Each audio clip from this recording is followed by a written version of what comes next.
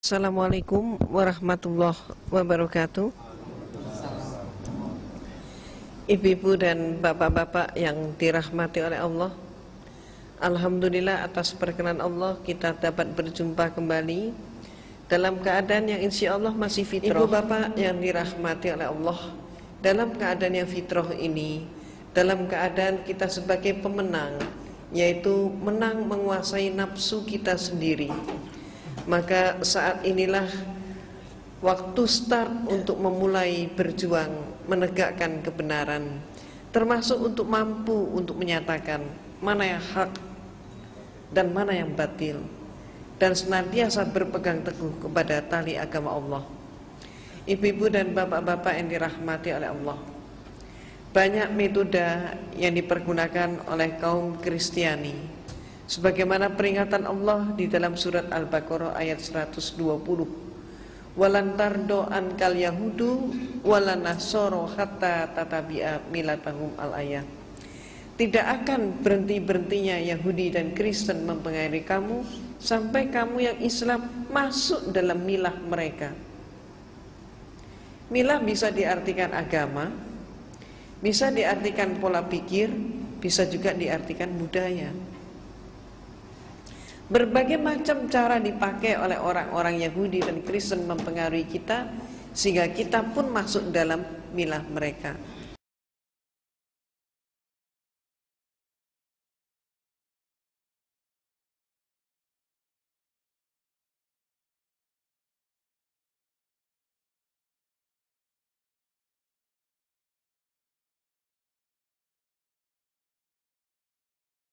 Sehingga ada sebuah hadis Rasulullah SAW di mana Rasulullah SAW pernah bersabda kepada para sahabat, nanti suatu saat, sabda Rasulullah, umatku akan ikut mereka selangkah demi selangkah, akan ikut mereka sehasta demi sehasta, mereka diikuti.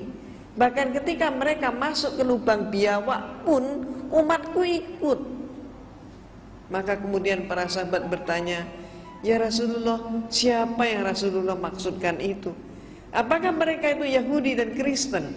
Maka jawab Rasulullah, siapa lagi kalau bukan mereka? Ibu dan bapak yang dirahmati oleh Allah, semakin konkret kita ketahui bagaimana upaya-upaya mereka untuk memurtadkan kita umat Islam, untuk mengikis akidah kita. Termasuk mereka menggunakan metode, yaitu memberi makan ayam dengan umpan, menangkap ayam dengan umpan. Sekiranya saya ingin menangkap ayam, saya tidak perlu mengejar ayam menurut teori itu, tapi cukup saya bermodalkan segenggam beras sebagai umpan, dan umpan itu saya tebarkan, maka ayam dari berbagai penjuru akan datang. Bila perlu saling berebut umpan, saling patok. Dan ketika kemudian ayam sedang makan, saya tangkap ayam itu, ternyata ayam itu diam. Saya gorok pun ayam itu diam. Inilah teorinya. Dan mereka sudah menebar umpan itu, yaitu gereja telah memberikan instruksi kepada seluruh umatnya agar supaya mengucapkan selamat Idul Fitri kepada umat Islam.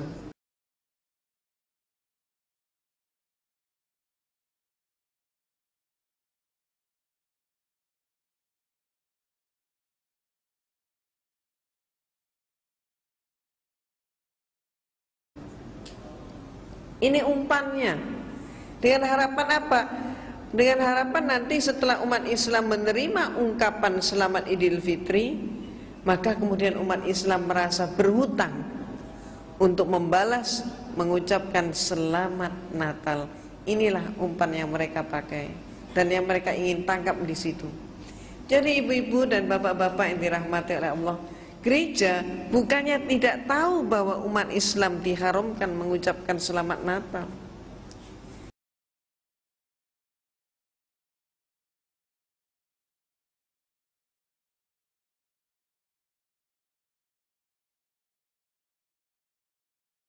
Mereka tahu, tapi justru mereka menghendaki umat Islam ini melanggar akidahnya.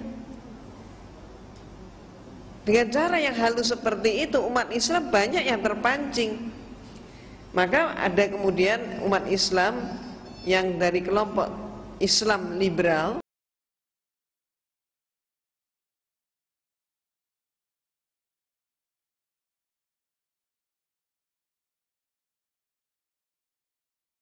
mengatakan umat Islam mengucapkan selamat Natal nggak apa-apa, karena menurut mereka saat itu umat Islam mengucapkan selamat atas lahirnya Nabi Isa alaihissalam. Ini kelompok jil beranggapan seperti itu. Di sisi yang lain ada kelompok juga di sisi yang lain mengucapkan selamat Natal berarti mengucapkan selamat atas lahirnya Tuhan Yesus. Ini sudah jelas merupakan suatu pelanggaran akidah.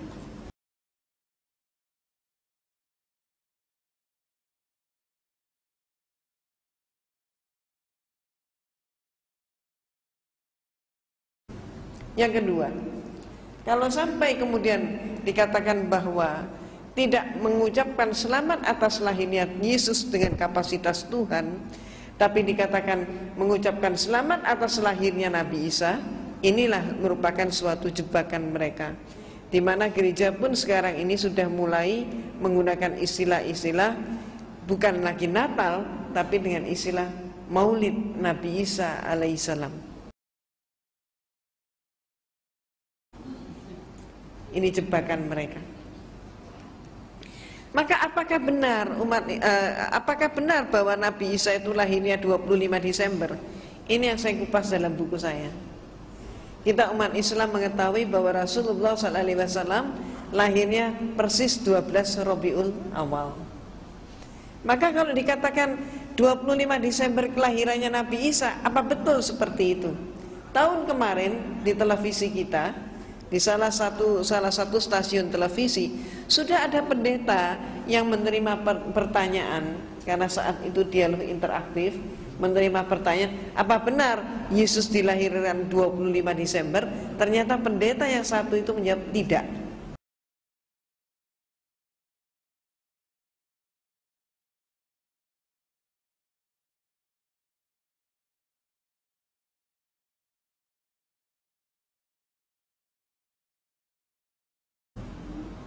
Nah, apakah kemudian pada tahun ini nanti mereka juga akan berani untuk menyampaikan bahwa sebetulnya yang terjadi tidak seperti itu, bahwa Natal ini bukan kelahiran Nabi Isa? Ibu-ibu dan bapak-bapak yang dirahmati oleh Allah, kita telaah dulu siapa yang sebenarnya lahir 25 Desember.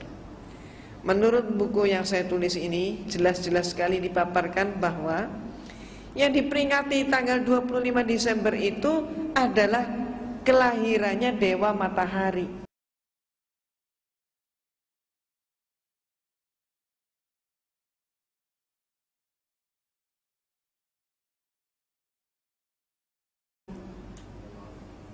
Nah, mengapa Dewa Matahari kemudian dipakai sebagai peringatannya kelahirannya Nabi Isa yang oleh mereka disebut Yesus? Peristiwanya ketika rakyat Romawi masih beragama politisme paganisme. Hal ini berlangsung sampai abad keempat, di mana suatu bukti sejarah Kaisar Konstantin yang memimpin konsili Nizea yang diadakan di kota Nizea, maka disebut konsili Nizea. Konsili adalah konferensi atau bahasa lain muktamar.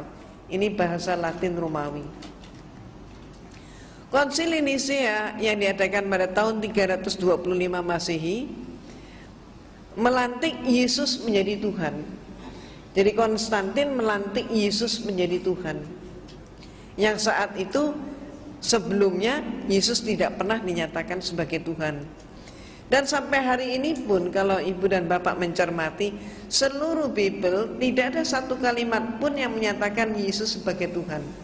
Dia tidak pernah menyatakan sembahlah aku Tuhanmu. Hal itu tidak pernah terjadi. Kenapa? Karena fakta memang mengungkap, sejarah mengungkap Yesus dipertuhankan untuk pertama kalinya tahun 325 Masehi, dan yang melantik adalah Kaisar Konstantin. Nah, Kaisar Konstantin melantik Yesus menjadi Tuhan, memimpin konsili. Saat itu agamanya Konstantin belum Katolik. Jadi saat itu gereja masih ada satu saja, yaitu gereja Katolik. Belum pecah. Nanti pada abad pertengahan baru pecah, Katolik pecah menjadi Katolik dan Protestan. Jadi saat itu gereja yang ada hanya Katolik. Konstantin belum Katolik, dia masih politisme paganisme. Ketika terjadi kemelut pada Imperium Romawi, di mana Imperium Romawi hampir mengalami kepunahan, maka mereka pun mencari penyebabnya. Para pembesar mencari penyebabnya. Apa penyebabnya? Maka saat itu kekaisaran menengarai penyebabnya adalah berbagai macam sembahan-sembahan yang mereka punyai tidak mampu mempersatukan bangsa Romawi. Jadi artinya agama mereka yang ada dianggap tidak kondusif. Maka kemudian Kaisar Romawi menerima masukan, karena dia pun sendiri telah melantik Yesus sebagai Tuhan. Dia menganggap keterangan-keterangan dari Paulus dan anak buah Paulus mengatakan ini ada sebuah agama yang mampu mempersatukan rakyat. Maka kemudian dari situlah Konstantin tertarik dengan Katolik untuk menyederhanakan Tuhan-Tuhan mereka yang berpuluh-puluh itu tadi. Termasuk misalnya yang Bapak Ibu kenal dan yang tidak asing dalam kehidupan orang-orang Romawi maupun di dalam pergaulan sehari-hari, kita kenal nama adalah Dewa Zeus yang dianggap sebagai Dewa Bapak. Bapak Ibu juga kenal istilah Dewi Jupiter, Aurora, Venus, maupun juga yang lain. Termasuk Bapak Ibu juga kenal dari film televisi atau film-film lain, Hercules termasuk itu, termasuk Xena termasuk itu. Semua itu adalah dewa dan dewi yang mereka sembah. Tidak mustahil tiap rumah mempunyai sembahan yang beda-beda. Walaupun di antara sembahan yang demikian banyak itu ada persamaannya. Di antaranya yang mereka sembah adalah Dewa Zeus. Ini yang paling populer. Selain itu juga ada dewa lagi yang sangat populer, yaitu Dewa Mitra, yang juga disebut Mitras atau disebut Dewa Ra. Ini sama, yaitu apa? Yaitu Dewa Matahari.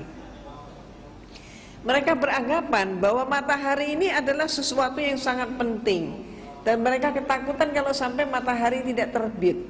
Maka mereka menyembah matahari yang lahirnya oleh mereka ditempatkan setiap kali titik balik matahari. Jadi matahari mencapai titik balik selatan, berakhirnya musim dingin, masuk ke musim semi. Saat itulah mereka memperingati lahirnya Dewa Matahari, yang persis pada saat itu jatuhnya ditempatkan tanggal 25 Desember. Orang-orang Romawi terbiasa setiap tahun satu kali mereka pesta pora untuk menyambut lahirnya Dewa Matahari. Jadi kalau orang-orang di Cina, penanggalan Cina, tiap tahun baru itu ditempatkan dengan jatuhnya musim semi, mereka menari dan sebagainya. Tapi orang Romawi yang paling mereka peringati adalah Dewa Matahari. Karena menurut orang-orang Romawi, dewa yang satu inilah yang paling penting di dalam kehidupan.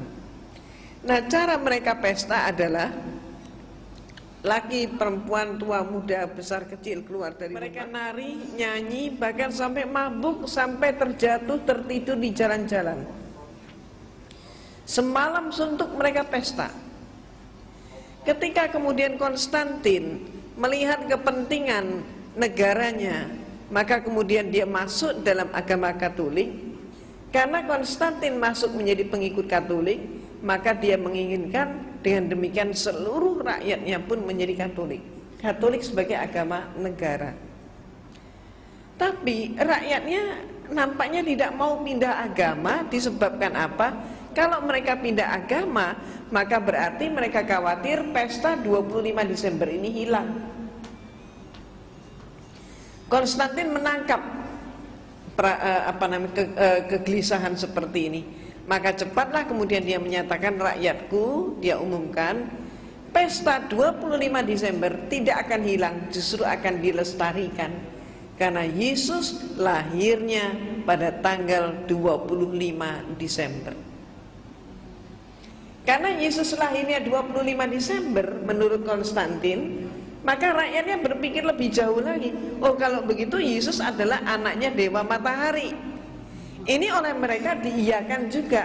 Iya, betul katanya. Maka berbondong-bondonglah seluruh rakyat Romawi masuk ke agama Katolik.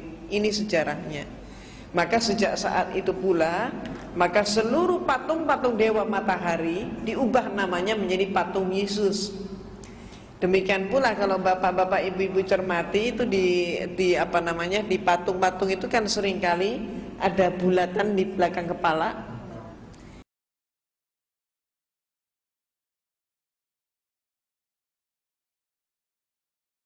Itu simbol apa itu sebenarnya? Simbol Dewa Matahari. Simbolnya matahari. Di salib itu, di belakang kepala salib itu kan juga ada bulatan atau kadang ada sinar, kan begitu. Sinar atau bulatan apa? Matahari. Nah, sejak saat itulah dipakai. Nah, kemudian ibu dan bapak yang dirahmati oleh Allah, pada saat bulan-bulan ini pun, hari-hari ini pun, bapak dan ibu sudah mulai melihat di berbagai mall, di toko-toko, di gedung-gedung, mereka pakai pohon cemara. Kemudian hiasannya bagus sekali. Betul kan? Jadi menarik sekali. Ada kemudian pakai pohon cemara penuh dengan salju. Terus kemudian ada kandang domba. Ada palungannya, di situ Yesus lahir. Ada lagi yang dengan memperagakan gua, Yesus lahir di dalam gua. Jadi sebetulnya yang mana yang benar? Yesus lahir di bawahnya pohon cemara, atau lahirnya di kandang domba, atau lahirnya di dalam gua? Yang benar yang mana? Belum lagi nanti ada hiasan Sinterklas, pakai kijang kencana itu kan. Jadi yang mana ini yang benar? Nah, ternyata ibu-ibu dan bapak-bapak yang dirahmati oleh Allah, di dalam Bible, di dalam kitab suci mereka, di situ ada 4 buah Injil di dalamnya, yaitu karangan Matius, Markus, Lukas, Yohanes. Yang memuat peristiwa tentang lahirnya Yesus hanya ada 2 Injil, yaitu Matius dan Lukas. Di dalam buku saya pun saya kutip dengan persis seksama apa kata Matius dan apa kata Lukas. Maka menurut informasi mereka, Matius dan Lukas yang sama-sama menyatakan mendapatkan firman Tuhan, sama-sama menyampaikan firman Tuhan, tapi banyak yang kontradiksi. Kontradiksinya antara lain, yang satu menyatakan Yesus lahirnya di zaman Kaisar Agustus, yang satu menyatakan Yesus lahirnya di dalam pemerintahan Herodes Agung. Konsekuensinya berarti perbedaan pendapat di antara mereka ini berarti mempengaruhi penentuan tahun 1 Masehi sebagai tahun kelahiran Nabi Isa. Dengan arti kata lain, tahun Masehi yang sekarang ini dipakai oleh umat manusia di dunia ini, termasuk kita juga pakai, yang katanya sekarang adalah tahun 2003 Masehi, ternyata salah hitung. Jadi Dionysius lah saat itu yang diperintahkan untuk membuat penanggalan, ternyata salah ngitung. Cuman kesalahan yang dilestarikan. Sementara kita sendiri punya tahun baru Hijriah, tapi seringkali nggak hafal kita tahun berapa sekarang. Ya paling cuman berapa orang yang tahu, nggak semuanya. Nah, ya kalau kita semua tahu, alhamdulillah. Nah, oh baru Idul Fitri ya, karena baru Idul Fitri jadi masih ingat. Baru kirim kartu. Karena baru kirim kartu ya, alhamdulillah. Nah, ibu-ibu dan bapak-bapak yang dirahmati oleh Allah, ada hal yang sama juga informasi Lukas dan informasi Matius. Samanya apa? Kedua mereka menyatakan Yesus lahir di malam hari. Ketika bintang gemerlapan, dan saat itu gembala menggembalakan ternak mereka ke padang rumput tengah malam. Nah, maka informasi ini coba kita analisis. Kalau dikatakan Yesus lahirnya tengah malam, bintangnya gemerlapan, kemudian gembala mengembalakan ternak ke padang rumput tengah malam, itu artinya musim apa? Nggak mungkin salju ya. Nggak mungkin salju kan? Maka kalau tidak ada salju, kenyataannya mengapa semua hiasan yang ada memakai salju? Betul kan? Ya. Jadi kalau bintangnya gemerlapan nggak mungkin salju turun. Itu pertama. Nah yang kedua, dikatakan gembala mengembalakan ternak mereka ke padang rumput tengah malam katanya. Kalau kenapa gembala kok digembalakannya tengah malam? Kenapa tidak siang hari? Semuanya lembur. Lembur. Katanya lembur saat itu belum dikenal. Kenapa? Ya kalau mereka menggembalakannya di pagi hari, siang hari, mereka tidak tahan dengan apa? Sengatan matahari di musim panas. Maka mereka menggembalakannya justru di malam hari saat musim panas. Tapi kalau musim dingin menggembalakan di malam hari, beku mereka. Jadi berarti itu saat musim panas. Perhitungan peredaran bulan, waktu, dan musim tidak mungkin saat itu terjadinya di dalam bulan Desember.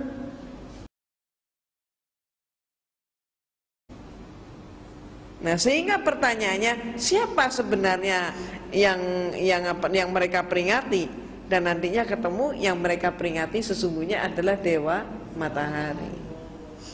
Itu sebabnya maka kitab Yahudi mengatakan Yesus lahirnya di dalam bulan Elul. Nah, bulan Elul itu kapan? Bulan Elul itu antara Juli September, bukan Desember. Kalau kitab suci Al-Quran, maka kita simak bersama firman Allah di dalam surat Maryam. Dikatakan dalam surat Maryam bahwa Nabi Isa alaihissalam dilahirkan oleh ibunya di bawah pohon korma. Ketika pohon korma berbuah dengan lebat, maka pangkal korma digoyang, buah korma pun berguguran. Ini musim apa? Musim korma berarti musim panas. Jadi alhamdulillah ibu dan bapak, bulan Agustus yang lalu saya mendapatkan anugerah dari Allah, saya bisa berumroh. Nah, maka ketika mengadakan perjalanan ke Sharjah, maka di sana saya masuk sebuah museum. Di halaman museum itu ada pohon korma yang berbuah lebat. Dan saat itu di Saudi memang banyak sekali pohon korma yang buah kormanya pun berguguran di sekitar pohon itu. Sedang musim buah korma, pas panasnya pun sedang luar biasa. Pas panas-panasnya, antara saya di sana saat itu antara 40-50 derajat. Panas sekali. Dan kami semua yang mengunjungi museum itu dipersilahkan oleh penjaga untuk memetik buah korma dari pohonnya sendiri. Bagi orang Indonesia ini suatu yang sangat langka. Maka kemudian ketika saya petik satu buah korma, apa yang terjadi? Satu saya tarik, yang lain pun berguguran. Nah inilah, saya sangat bersyukur atas karunia Allah termasuk bisa membuktikan ayat itu. Jadi pangkal korma digoyang, buah korma pun berguguran. Padahal saat itu yang saya goyangkan, karena saya tarik adalah salah satu tangkai, ternyata semua yang lain pun ikut berguguran. Nah, ibu-ibu yang saya hormati, seluruh itu tadi jadi adalah musim panas. Dan jangan lupa seluruh Palestina, Yesus itu dilahirkan di sebuah desa yang namanya Bethlehem. Provinsinya adalah provinsi Galilea. Ini adalah bagian daripada Yudea. Yudea adalah bagian daripada yang disebut sekarang Palestina. Seluruh Palestina nggak ada pohon cemara bisa hidup. Dari dulu sampai hari ini nggak ada satupun pohon cemara. Yang ada seluruh Palestina itu pohon korma. Maka pertanyaannya, dari mana ini pohon cemara ini? Ternyata peristiwanya Ketika Imperium Romawi sudah kuat kembali, mereka ingin meluaskan imperiumnya, ingin menjajah ke Jerman. Maka saat itu yang dikirim oleh Romawi ke Jerman bukan dikirim serdadu. Ini termasuk yang harus kita amati. Jadi suatu invasi terhadap suatu negara tidak selamanya lewat tentara. Jadi penjajahan pun tidak selamanya penjajahan fisik. Ini yang harus kita amati. Demikian pula yang dikirim saat itu oleh Romawi bukan tentara, bukan serdadu, tapi yang dikirim ke Jerman adalah para pastor dari kelompok atau dari ordo Yesuit. Nah, pastor ini diberi perintah untuk menyelidiki orang Jerman menyembah kepada apa, agama mereka apa. Dalam waktu singkat para pastor ini mendapatkan berita bahwa orang Jerman saat itu agamanya masih animisme, dinamisme. Yang disembah adalah dewa yang merupakan dewa sebuah pohon, yang pohon itu mempunyai bentuk yang khusus, yaitu apa? Pohon itu selalu menjulang tegak ke udara, dan sekaligus pohon itu mengeluarkan bau harum yang sangat khas. Tidak ada bau harum yang menyamai. Pohon apa itu kira-kira? Pohon cemara. Maka bau cemara itu kan khas. Tidak ada yang mirip dengan baunya cemara. Nah kemudian para pastor segera pulang ke rumah melaporkan orang Jerman menyembah dewa cemara. Maka kemudian Konstantin segera mengadakan rapat, dan kemudian hasilnya mengirim semakin banyak pastor ke Jerman. Armada pastor dikirim, perlunya apa? Untuk menyebar ke seluruh pelosok Jerman dengan mengatakan Yesus lahirnya di bawah pohon cemara. Karena orang Jerman menyembah pohon cemara, dikatakan Yesus itu lahirnya di bawah pohon cemara, maka rakyat Jerman kemudian berkesimpulan, oh kalau begitu tidak beda antara agamamu dan agama saya, katanya. Ternyata Yesus anaknya dewa cemara. Maka kemudian agama Kristen pun masuk ke Jerman. Ini yang terjadi. Nah ibu-ibu dan bapak-bapak yang dirahmati oleh Allah, sekaligus nanti di sini bapak dan ibu akan mendapatkan tambahan wawasan bahwa ternyata Natal itu pun baru menjadi acara resmi gereja pada abad yang ke-5, sebelumnya tidak. Dan masih banyak informasi yang lain, termasuk ayat-ayat Bible yang sebenarnya menyatakan bahwa perbuatan untuk menyembah kepada patung, kepada orang berhala-berhala adalah perbuatan yang sangat dilarang oleh agama. Nah, dikatakan juga bahwa peringatan hari kelahiran itu tidak dikenal di kalangan mereka, tapi justru yang melakukan peringatan kelahiran adalah orang-orang yang dianggap sebagai orang-orang yang sesat, termasuk Herodus dan sebagainya, orang-orang kafir istilah mereka. Nah sekarang pertanyaannya, dengan mengetahui bahwa muatan daripada 25 Desember Natal itu ternyata tidak benar, bertentangan dengan akidah kita, maka sekarang menjadi suatu pemikiran ulang hendaknya, apakah kita juga ikut masih tetap mengucapkan selamat Natal. Sebab menurut fatwa MUI, menurut Buya Hamka almarhum, maka merayakan Natal ataupun berarti mengucapkan selamat Natal hukumnya haram. Mengapa diharamkan? Itu tadi sebabnya. Dan Kristen memang senantiasa berusaha untuk mempengaruhi kita umat Islam untuk melanggar akidah. Nah, Ibu dan Bapak, ini dahulu pemaparan saya. Silakan kita masuk dalam sesi tanya jawab terlebih dahulu.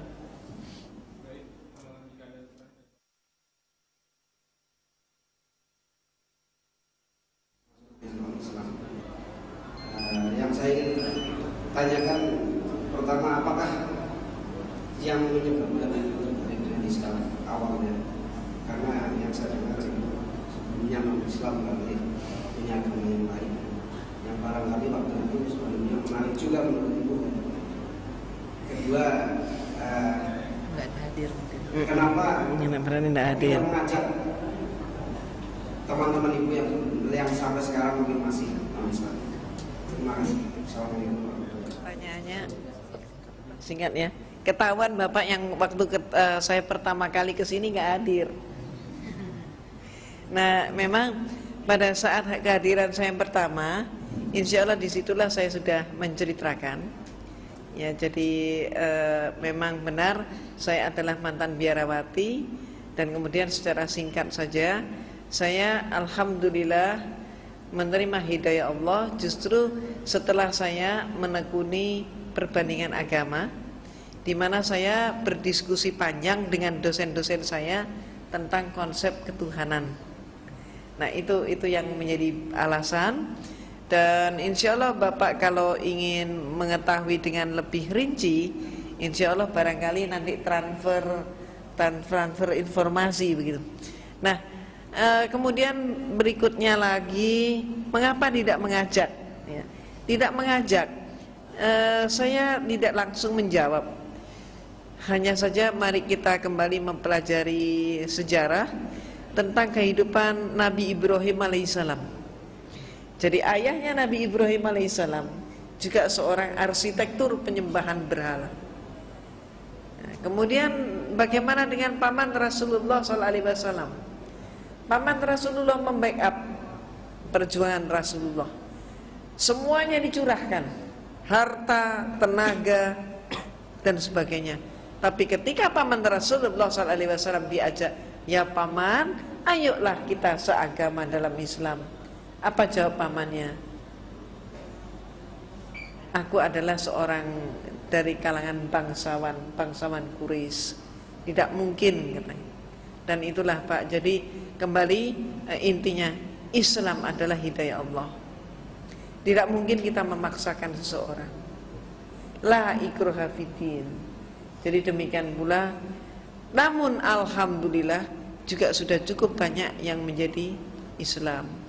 Namun itu tadi, setiap manusia mempunyai kebebasan, dan kembali hidayah datangnya dari Allah.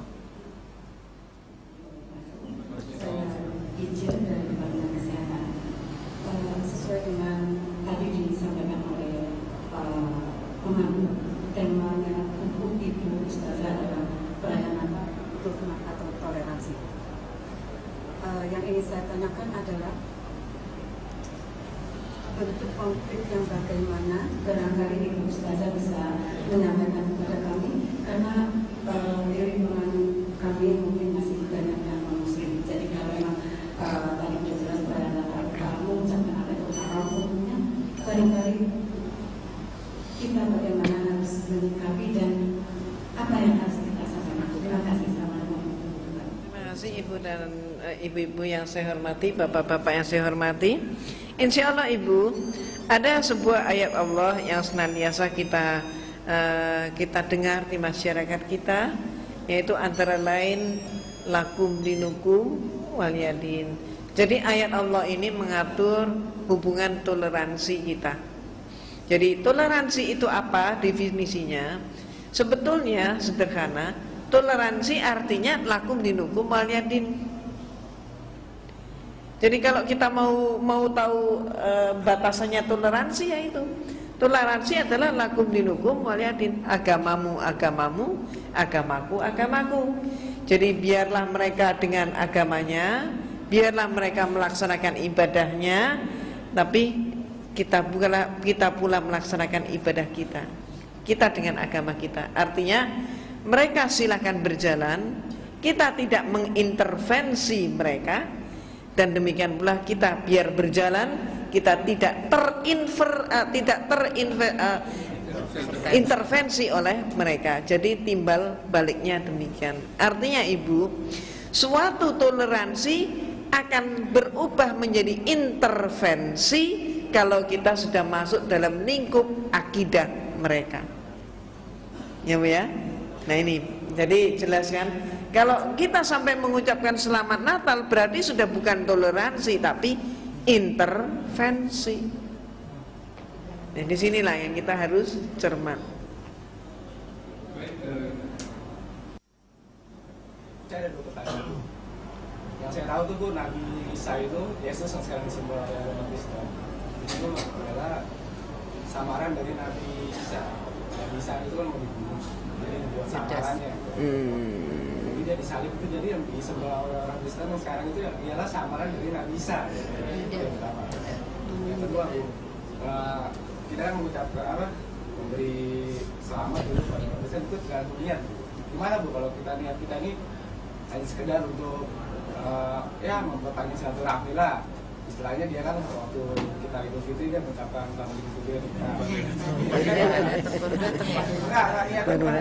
baru datang sekedar asal bapak senang lah gitu, istilahnya bisa aja nggak ada niat untuk agama segala macam untuk keadilan tengan sosial. Jadi saya dibilang cuma ada pertanyaan sedikit ya.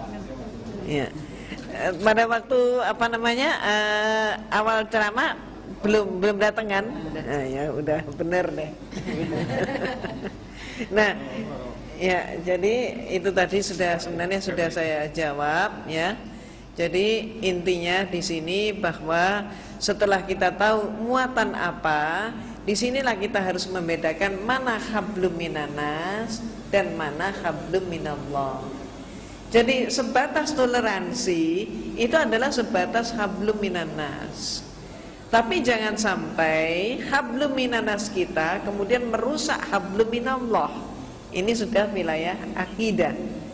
Jadi artinya kalau seseorang itu berbuat baik kepada kita, kita wajib berbuat baik kepada yang bersangkutan.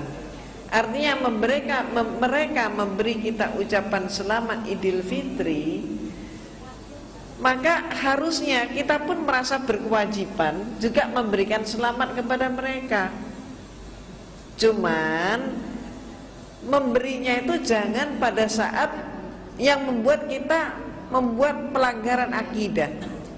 Artinya mereka mengucapkan selamat Idul Fitri oleh gereja dibolehkan dan dianjurkan. Kenapa? Karena Idul Fitri adalah sebatas hablum minanas. Ketika mereka mengucapkan itu otomatis tidak ada pelanggaran akidah. Tapi kalau kita mengucapkan selamat Natal, ceritanya jadi lain. Ini sudah bukan wilayah hablum minanas, tapi sudah menyangkut wilayah hablum minallah. Itu sebabnya kita wajib membalas kebaikan mereka mengucapkan selamat Idul Fitri, tapi momennya jangan momen Natal. Jadi kalau mereka mengirim parcel begitu kan, mereka kan baik gitu ya. Ya kita juga wajib baik juga. Mau ngirim parcel ayo boleh, tapi jangan persis mengucapkan selamat Natal. Ucapkanlah misalnya selamat Anda semoga mendapatkan rezeki yang semakin berlimpah, boleh. Semoga Anda berusia 1000 tahun lagi, boleh. Asal tidak mengucapkan selamat Natal. Satu ini aja. Kenapa? Karena muatannya itu tadi sudah muatan akidah. Itu ya. Jadi perbuatan baik ayo kita jawab dengan baik. Perbuatan baik kita balas dengan baik. Hanya kita harus meletakkan yang tepat pada tempatnya. Itu saja permasalahannya. Apa itu? Oh, Nabi Isa. Iya. Jadi Nabi Isa, nah di sini nampaknya kita juga penting umat Islam untuk mengetahui tentang kristologi. Jadi orang Kristen pun 90% tidak paham bahwa sebenarnya Yesus ketika lahir namanya bukan Yesus. Namanya Yesus ketika lahir adalah Esau. Esau adalah bahasa Ibrani. Esau inilah dialektika Arabnya adalah Isa. Nama Yesus itu baru ada sekitar pada saat Nabi Isa alaihissalam mengalami bahaya penyaliban dan beliau diselamatkan oleh Allah. Maka pada saat itulah orang Romawi yang tidak senang mengucapkan istilah Esau, nama Esau bagi mereka kurang enak, tidak ada selera di situ, karena mereka mempunyai nama-nama favorit yang selalu diawali dan diakhiri dengan huruf mati dan akhirannya adalah as-us. Jadi dengan Esau mereka merasa tidak nyaman. Jadi Esau itu diganti. Maaf Bapak Ibu, sama aja ketika kita masih dijajah Belanda dulu. Orang Belanda mengganti nama-nama kita karena tidak sesuai dengan lidah.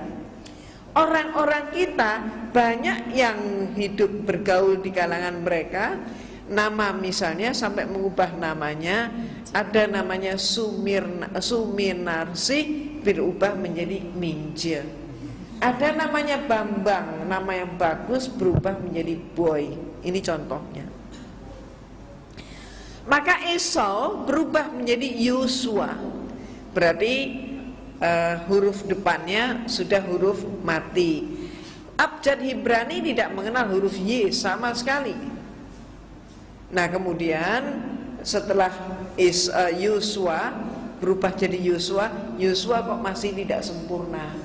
Diubahlah setelah Yosua menjadi Yehesua. Setelah Yehesua, depan huruf mati, tengah huruf mati, belakangnya huruf hidup.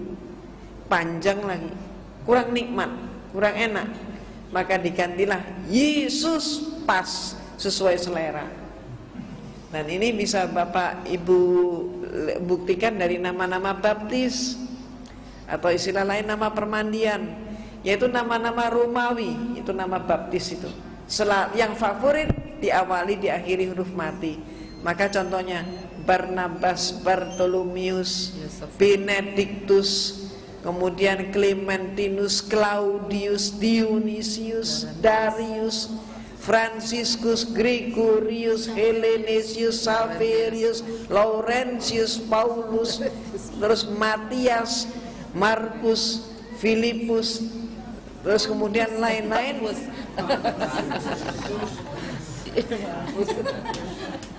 Stefanus sampai dengan huruf Z, Zebedius, itu ceritanya. Jadi lain yang disebut Nabi Isa atau Yesus lain dengan Yudas, lain sama sekali. Ya. Jadi ini membutuhkan pemahaman yang lebih lanjut, tapi itu jelas lain. Ibu, saya mau tanya ibu-ibu. Iya. Ya. Sebenarnya tadi pertanyaan yang saya sampaikan biasanya saya punya tetangga yang Nasrani. Jadi setiap saya Idul Fitri, dia selalu mengantarkan makanan berupa parsel atau cake atau apa gitu. Tapi dia nggak mengucapkan selamat Idul Fitri. Karena untuk membalasnya, keluarga saya biasanya mengantarkan kue tanpa mengucapkan selamat Natal pas hari Natal.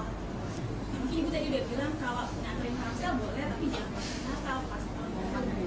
Itu gimana? Kita mau ucapin tapi kita tetap nganter gitu. Ditunda 1 hari deh. dengan alasan ya, atau ditunda atau didahuluin gitu. Berarti merayakan dong. Ya, lebih baik ditunda, itu yang aman. Jadi dengan alasan maaf ya kami tadi kemana begitu. Nah. Ibu mau tanya dulu. Mau tanya boleh? Ini sih bapak. Oh, iya, bapak dulu.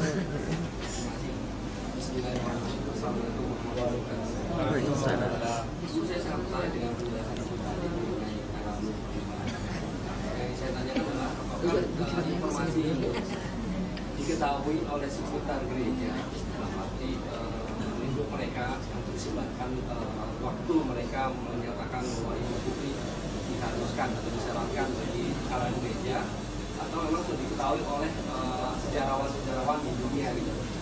Karena ada beberapa kayak Armstrong sendiri membuat satu buku mengenai sejarah Tuhan. Ya, apakah informasi ini juga diketahui oleh sejarawan-sejarawan di luar atau hanya lingkungan gereja yang tahu? Itu satu. Yang kedua, saya sempat juga searching di website, cuman satu kali saya baca mengenai yang Islamic Invasion itu ya. Tapi setelah itu nggak tahu dia blok websitenya. Saya cukup ikut juga dengan isi buku itu karena saat ini susah juga mencari buku. Kira-kira punya referensi yang kita bisa baca ya. Iya.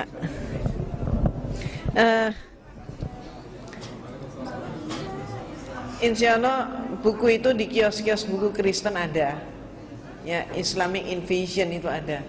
Tapi kalau sekaligus gitu ya, Bapak jangan hanya baca buku itu. Dan sebenarnya saya tidak merekomendir untuk umat Islam membaca buku itu.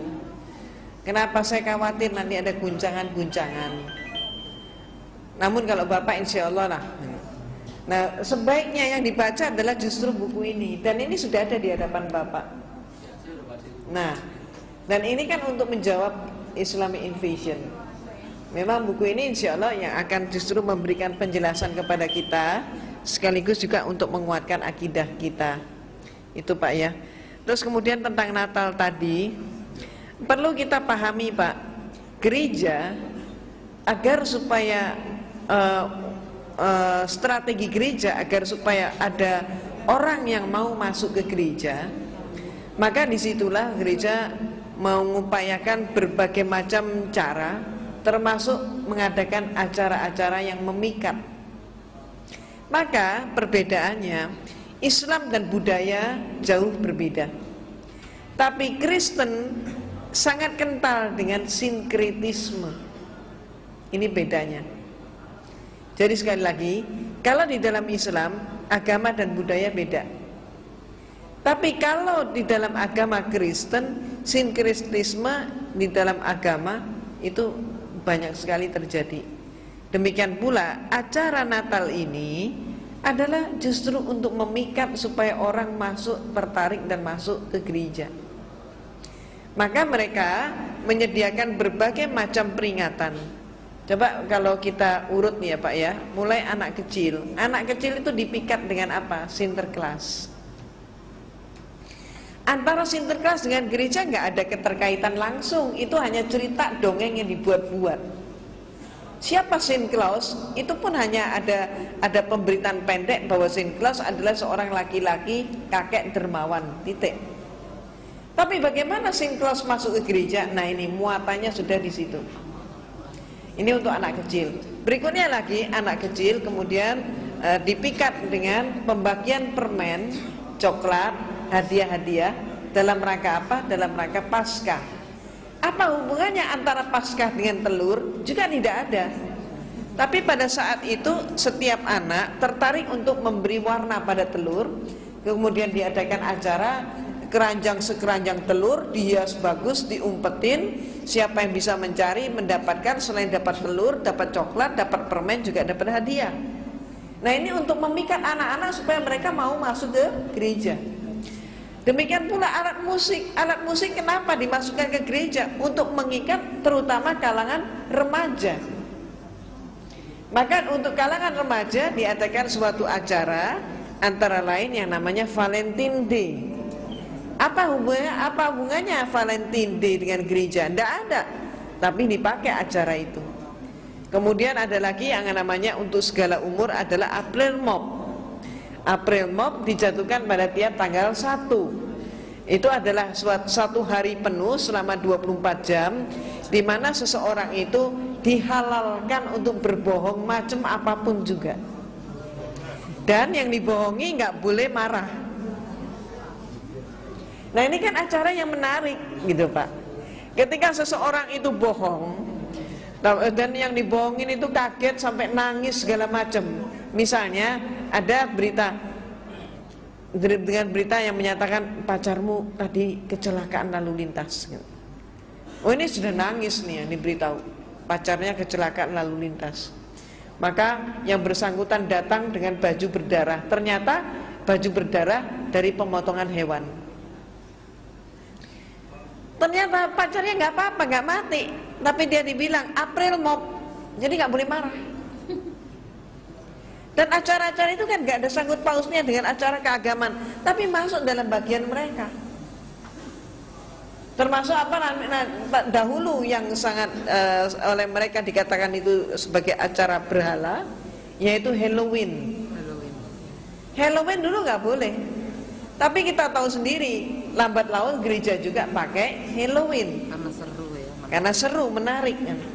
Nah itu Pak, acara-acara mereka begitu. Jadi informasi sebenarnya itu sebetulnya bisa didapat di berbagai ensiklopedia, baik ensiklopedia Americana maupun juga Katolikana, Britannica juga ada. Tapi memang tidak di blow up untuk seluruh umat. Kenapa? Kalau di blow up, umat tahu bahwa sebetulnya tidak seperti itu, mereka nggak mau Natalan. Kalau tidak mau Natalan, konsekuensinya gereja sepi. Karena gereja itu ramenya justru pada saat Natal. Natalnya dibuka, gerejanya sepi dong Pak. Nah, jadi itulah sebabnya. Artinya sejauh ini kalau umum untuk masuk dari akses ke sana diperbolehkan ke gereja atau memang hanya kalangan gereja aja. Seperti ibu pada itu kan ibu dari non muslim masuk ke muslim itu karena ibu pelajari. Iya. Apakah informasi tersebut hanya diakses oleh internal gereja sendiri atau halayak ramai pun boleh diakses informasi dari nikah ada di Americana itu? Biasanya untuk kalangan terbatas Pak. Bukan cuma kalangan gereja, kalangan terbatas. Kalangan tokoh-tokoh aja yang ngerti. Umatnya pun nggak ngerti. Jadi itu suatu juga perjalanan rohani saya, yang saya pada saat yang lampau sempat menggerutu kepada Allah, mengapa saya mengalami perjalanan hidup panjang kalau Allah sudah menakdirkan saya menjadi muslimah. Kenapa saya tidak dilahirkan dari ayah dan ibu yang Islam, tapi mengapa saya harus lahir dari orang tua yang beragama Katolik dan masuk biara pula. Nah itulah ternyata semua itu. Kemudian saya menyadari, saya baru sadar pada tahun 92 saat saya masih di Makkah, di Masjidil Haram saat haji. Maka segera saya pun mohon ampun sekaligus sujud syukur bahwa Allah Maha Pemurah, sehingga saya mampu menikmati nikmatnya iman dan nikmatnya Islam justru dengan perjalanan panjang seperti itu. Itu ya Pak ya. Baik, kajian apa ini kita sudahi, berhubung jam 2 nanti ada acara. Kesimpulan dari makna toleransi adalah mampu didukung oleh adik. Ya. Untukmu agamamu, untukku agamaku. Iya betul. Seiring dengan semangat untuk memperbaiki diri, semoga hidayah tercurah bagi kita semua. Sebagai terakhir mungkin kita bacakan doa penutup majelis. Subhanallahumma Assalamualaikum warahmatullahi wabarakatuh. Waalaikumsalam warahmatullahi wabarakatuh.